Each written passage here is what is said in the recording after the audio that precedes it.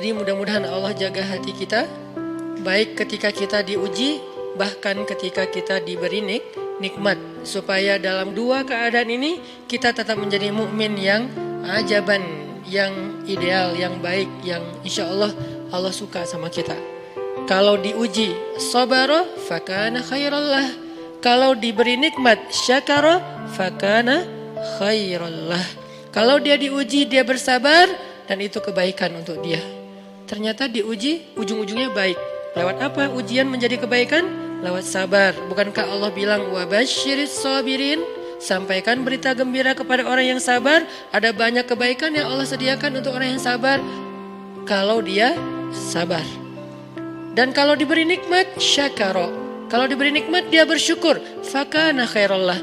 Kenapa nikmat kok menjadi kebaikan? Maksudnya dengan dia bersyukur Allah tambahkan kebaikan itu. La in syakartum la azidannakum. Jadi orang beriman itu kayaknya hidupnya tuh harusnya sih nggak ada bete-nya.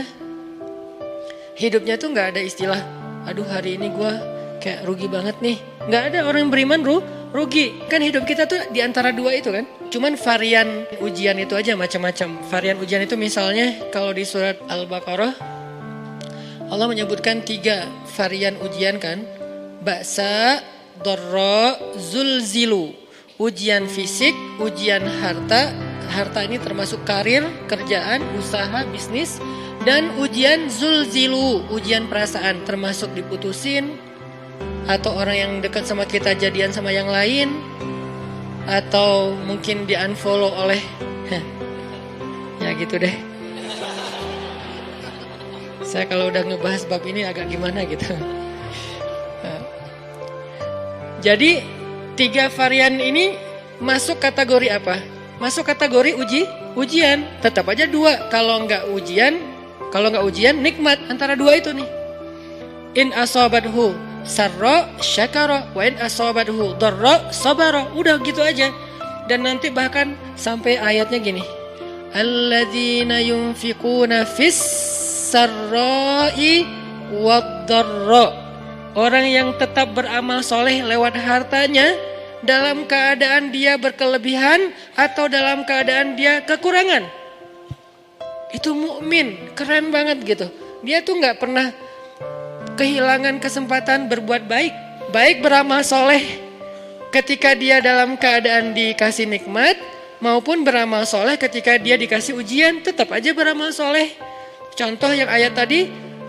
Yunfikuna fis sarra, berinfak dalam keadaan sarra, dalam keadaan bahagia, senang, lagi dapat untung gitu kan. Ataupun yunfikuna fit dharra, tetap berinfak walaupun dia dalam keadaan dharra, dalam keadaan susah, dalam keadaan dor itu kan bahaya. Nih kalau saya infak nih bahaya nih buat saya nih.